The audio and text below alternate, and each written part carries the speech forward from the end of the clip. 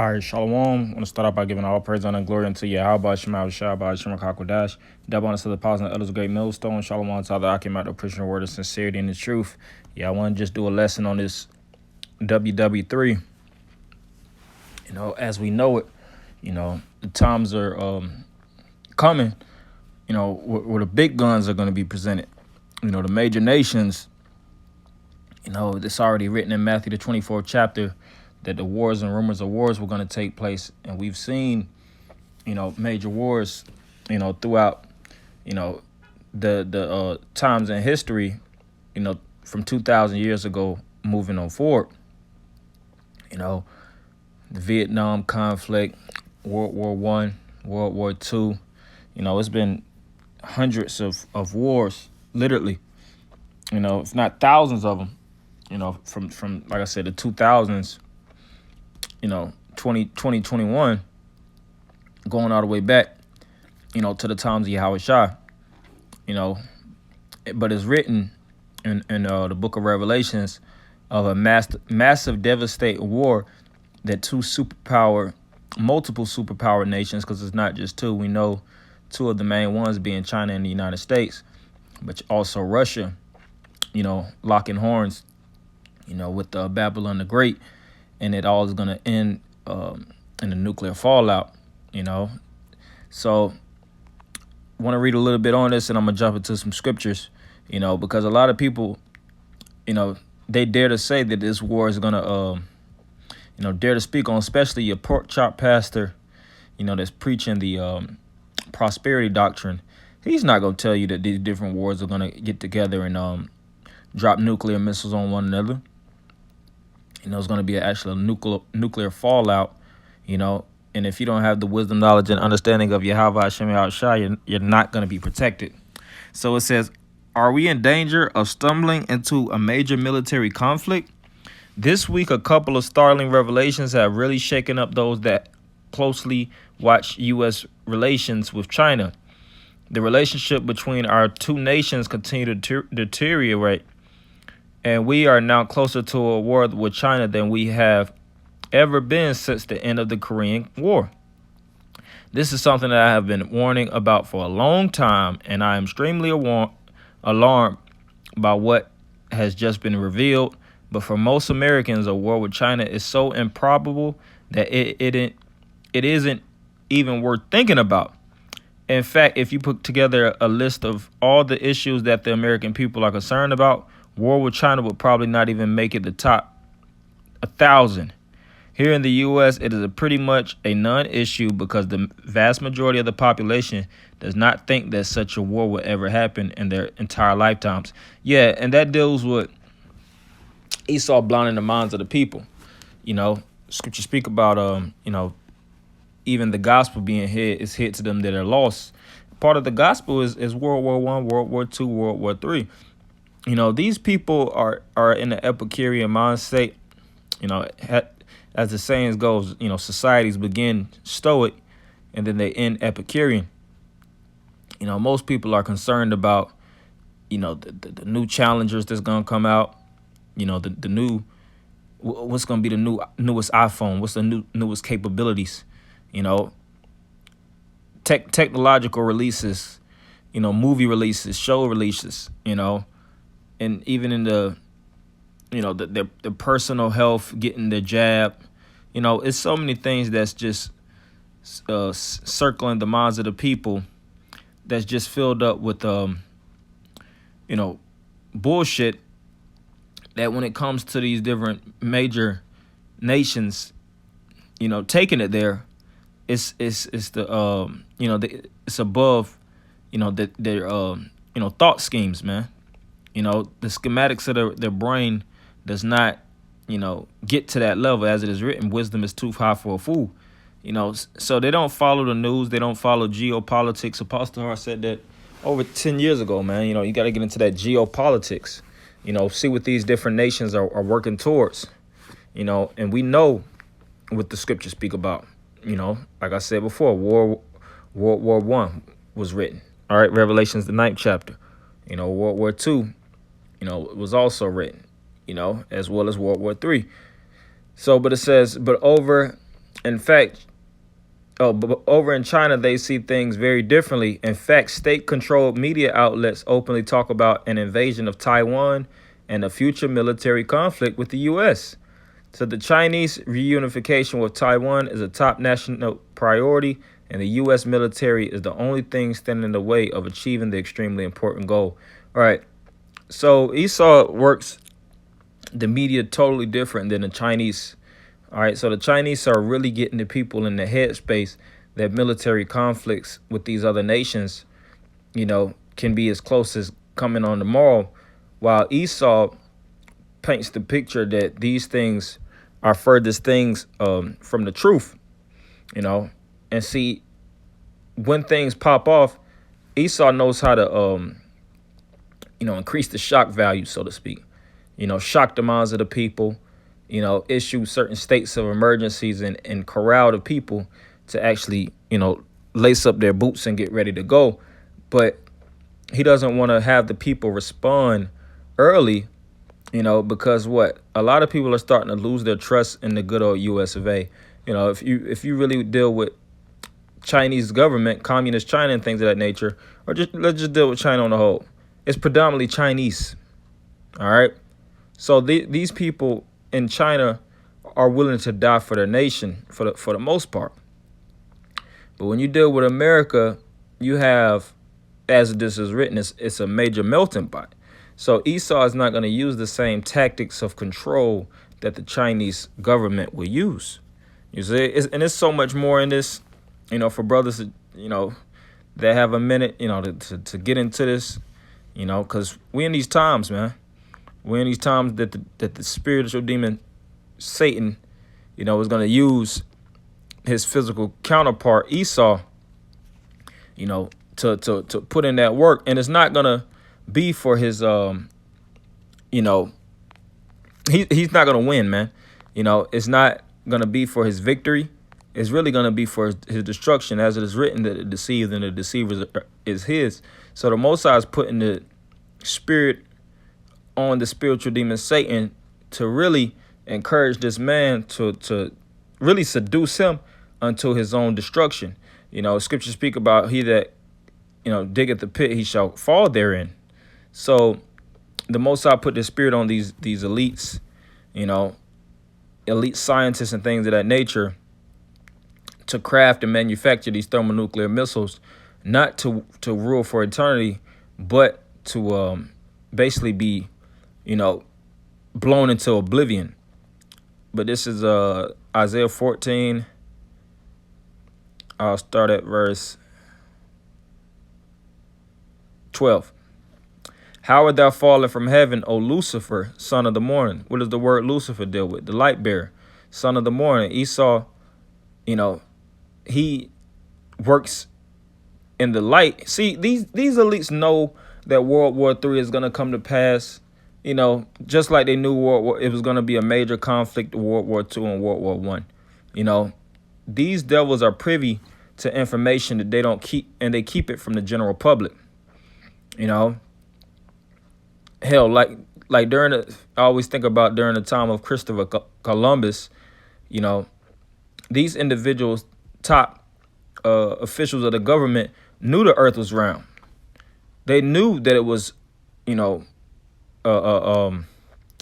America on the other side of the earth, but they kept it away from the masses of the people.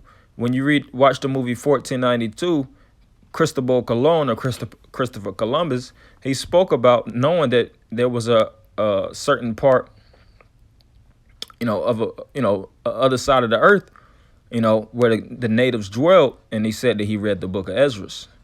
All right. So even now, this devil, he has a lot of information that he has retrieved, and he has the history of these scriptures. All right. They have these different museums, that are inaccessible to the masses of the people. Esau the scriptures speak about the heart of everyone is deep. We don't know what type of books these different Rockefellers and Rothschilds actually have, certain books that were lost in history, that contain a lot of truth, that actually going to this man's end. And we already know the primary book of the scriptures. The scriptures speak about, not even getting into all these books, but these devils get into these books. All right. And they see that all roads leads to the destruction of the so-called white race. But it says, how art thou cut down to the ground, which did weaken the nations. Right. So Esau deliberately weakened the nations so that he could rule over them. But you can only put your foot on somebody's neck for so long. All right. You can't keep your foot on the neck. Let's deal with ancient Rome. Ancient Rome got stretched too thin because they was trying to keep their foot on too many nations' necks, as well as their own people, and keeping them blinded. You got to think the machine is even though it's effective and strong machine, it gets very exhausting to tell a lie, to work the web of deception. Eventually it's going to be glitches within your narrative. And we're seeing this devil glitching out all over the place, from the administrators, to, from top to bottom. He's getting caught in his lies, his web of lies. All right. And it starts by, the spirit of the prophets. All right. The scriptures speak about how the hidden things that Esau searched out. It says, for thou hast said in thine heart, I will ascend into the heaven. I will exalt my throne above the stars of the Most High. I will also sit upon the mount of the congregation and the sides to the north. I will ascend above the heights of the clouds. I will be like the Most High. Yet thou shalt be brought down to hell, to the sides of the pit. They that see thee shall narrowly look upon thee and consider thee, saying, is this the man that made the earth to tremble, that did shake kingdoms? Yeah, because this devil is, falling from his grandeur. That made the world as a wilderness and destroyed the cities thereof, that opened not the house of his prisoners. Yeah, and we represent the prisoners. The scriptures speak about the captive exile hasteth, that he shall be loosed from the prison. And he hasn't opened the gates, all right? He hasn't opened the house. He hasn't gave us redemption or freedom, He puts us in these mental chains at this point, all right? It says, all the kings of the nations, even all of them, lie in glory, every one in his own house. But thou art cast out of thy grave like an abominable branch. Yeah, that's what this devil is. He's just an abomination. When you look at that term abomination, it's a thing regarded as distasteful, or basically something that's the Lord detests. All right, a detestable thing in the eyes of Yahweh Shem Yahushua. That's why when you read the book of Wisdom of Solomon, the 2nd chapter, it speaks about us being cut from another cloth. All right. And it says, envy not the oppressor, neither choose none of his ways. Because Psalms the 73rd chapter, it says, this devil going to be cut down like the tree any damn way, man. Everything that he's built up, his military branches, and stretched them all throughout the planet Earth.